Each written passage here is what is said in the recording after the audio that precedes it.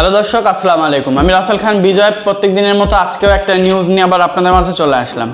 আর আজকের নিউজটা দ্বিতীয়বারের মতো কিন্তু আসলে আবারও সেই বাংলাদেশের যে কন্টেন্ট ক্রিয়েটর বিডি ইমরান এবং আসলে সান্ডি সাহা, যে ইন্ডিয়ার একজন কন্টেন্ট ক্রিয়েটর, আপনারা সবাই তাকে চিনেন, ইমরানকেও আপনারা সবাই চিনেন। তো তাদেরকে নিয়ে দ্বিতীয়বারের মতো আবারও একটা ভিডিও নিয়ে আসলাম আপনাদের মাঝে কিছু কথা বলার জন্য। আসলে এই কথাগুলো বলা অত্যন্ত গুরুত্বপূর্ণ এবং প্রয়োজন মনে করি আজকে আপনাদের সামনে আসলে এই ভিডিওটি নিয়ে আসলাম। আপনারা জানেন যে বর্তমানে একটা হট পিক নিয়ে সান্ডি শাহ এবং কিন্তু আসলে বিডি ইমরানের একটা হট পিক নিয়ে কিন্তু আসলে পুরো সোশ্যাল মিডিয়া কিন্তু এখন আসলে সমালোচনার তুম্মে কিন্তু আসলে পড়েছে। তো একটা কথা সবাইকে বলবো যে আজকে ভিডিওটা যারা দেখছেন দয়া করে এই ভিডিওটি কেউ স্কিপ করে যাবেন না, আর এই ভিডিওটি বেশি বেশি পারলে শেয়ার করবেন। আসলে আমাদের মনে রাখা উচিত আজকে বিডি ইমরানের একটা জায়গায় ভুল হয়েছে।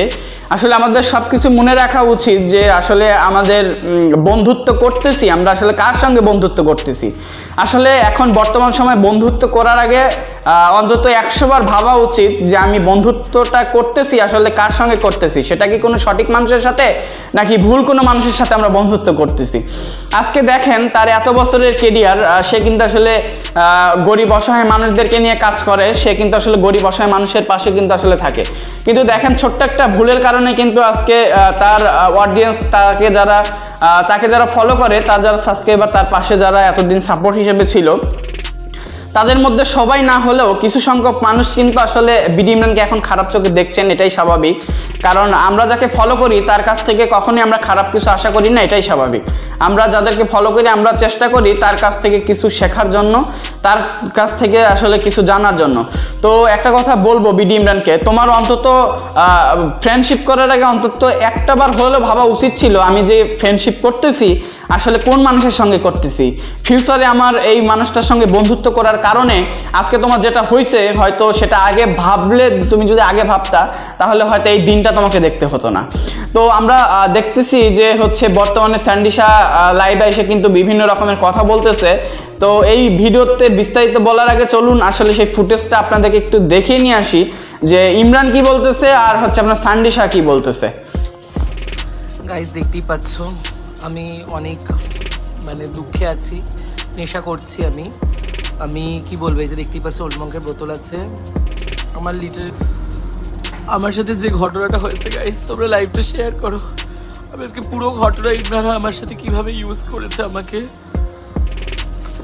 স্যান্ডি সাহা চেয়েছিল বাংলাদেশের ভাবি হতে, বাংলাদেশকে আমি খুব ভালোবাসি, আমার খুব কাছের একটা দেশ, কিন্তু সেটা হতে দিল না পাখি, ইমরান হতে দিল না। আমার নামে মিথ্যা মতবাদ বলছি, এসে মাথা গুলি গেল, মিথ্যা রটনা কি যেন বলে, মিথ্যা দোষ দিয়েছে আমাকে যে আমি নাকি ছবিটা তোলার সময় ওকে মদ খাইয়ে জোর করে ঘুমের ওষুধ খাইয়ে তারপরে ছবি তুলেছে। বিশ্বাস করো গাইস, না, আমার ভালোবাসা সত্যি ছিল। আমি প্রত্যেকটা টিভি চ্যানেলে বলেছি যে আমার ভালোবাসা সত্যি ছিল। আমি প্রিন্স মামুন আর লায়লা আপুকে মিলিয়ে দিলাম, এবার আমার ভালোবাসা কে মেলাবে? তোমরা আমার ইমরানটাকে আমার কাছে ফেরত এনে দাও। লায়লা প্রিন্স মামুন যেমন ডিমান্ড করেছিল বাড়ি চাই, 70 কোটি টাকা চাই, বাকি কিন্তু কিছু ডিমান্ড করেনি, শুধু ফেম চেয়েছিল। তো আপনারা শুনলেন এতক্ষণ সান্ডি শাহর কথা। আসলে তিনি বলল যে তার সঙ্গে তার প্রেমের সম্পর্ক ছিল, তার সঙ্গে তার অনেক দিনের সম্পর্ক। এখন এক পর্যায়ে বিডি ইমরান এসে আসলে এই পিকটা যখন ভাইরাল হয়েছে সে না করে দিচ্ছে, এমনটাই দাবি কিন্তু আসলে ইন্ডিয়ার যে ইউটিউব কন্টেন্ট ক্রিয়েটর সান্ডি শাহ, তার কিন্তু আসলে এই বক্তব্য। তো চলুন এ বিষয় নিয়ে কথা বলার আগে আমরা দেখে আসি ইমরানের কি বক্তব্য আসলে এই পিককে কেন্দ্র করে।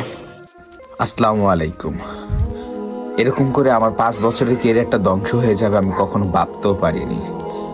আমি মুসলিম পরিবারের সন্তান, আমি কখনো এরকম কাজ করতে পারবো না, কারণ আমি আমার নবীকে বিশ্বাস করি, আল্লাহকে বিশ্বাস করি। হ্যাঁ, আমি 5 ওয়াক্ত নামাজ পড়ি না ঠিকই, কিন্তু মাঝে মাঝে তো নামাজ পড়ি। এরকম টোটালি এটা যে পিকচারটা দেখেছেন সম্পূর্ণ ভুল। আমি এরকম টাইপের না, কখনো ভাবেই না। আমি এত কিছু করেছি মানুষের জন্যে, মানুষের কল্যাণের জন্যে, এবং টিকটক ছেড়ে ভালো কিছু করার ট্রাই করছি, কিন্তু আপনারা এটাতে বিশ্বাস করে নিয়েছেন আমি সেন্ডির সাথে সম্পর্ক আমার এরকম, আমার ক্যারেক্টারও এরকম। আমাকে প্লিজ সবাই ক্ষমা দৃষ্টিতে দেখবেন। আমি জানি আপনারা আমাকে ভালোবাসা দিবেন, সাপোর্ট করবেন, কিন্তু আমার ফ্যামিলি মনে হয় আর আগের মতো আমাকে ভালোবাসবে না, সম্মান করবে না। আর বন্ধু বান্ধবরা তো আছেই, সারাক্ষণ এসব নিয়ে মজা করবে, তামাশা করবে। আমার কেরিয়ারটার যে এরকম ভাবে একটা ইফেক্ট পড়বে। তো আপনারা কিন্তু আসলে দুইজনের কথাই কিন্তু আসলে শুনতে পাইলেন, এক একজনের মন্তব্য কিন্তু আসলে এক এক রকম। এখন হয়তো উপরে মহান আল্লাহ তাআলা আছেন, তিনি হয়তো ভালো জানেন যে আসলে এটার পিছনে কার দোষটা বেশি, কার দোষটা কম। তো আসলে আপনাদের আমাদের যারা অডিয়েন্স আছেন তাদের শুধু দেখা ছাড়া আর কোনো উপায় নেই। তবে একটা কথা মনে রাখবেন, যারা বন্ধুত্ব করবেন, বিদেশি কারোর সঙ্গে বন্ধুত্ব করবেন, শুধু বিদেশি না, যার সঙ্গে বন্ধুত্ব করেন না কেন, ছেলে হোক মেয়ে হোক, প্রত্যেকটা সেকেন্ড বন্ধুত্ব করার আগে আসলে ভাবাটা উচিত যে আপনি সঠিক মানুষের সাথে বন্ধুত্ব করছেন কিনা। আপনার ফিউচারে এই বন্ধুত্বর কারণে আসলে আপনার ফিউচারে কোনো সমস্যা হতে পারে কিনা সেটা ভেবে আসলে বন্ধুত্বটা করা উচিত। করলে হয়তো বা এই বিডি ইমরানের মতো কিন্তু আসলে এরকম ভুক্তভোগী আপনারা হবেন না।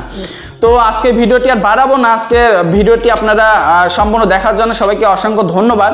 আর যদি আমাদের ভিডিওটি ভালো লাগে অবশ্যই আমাদের চ্যানেলটি সাবস্ক্রাইব করে এ ধরনের নিত্য নতুন ভিডিও পেতে আমাদের পাশে থাকবেন এবং আমাদের ফেসবুক পেজ ফলো করে আমাদের সাথে থাকবেন।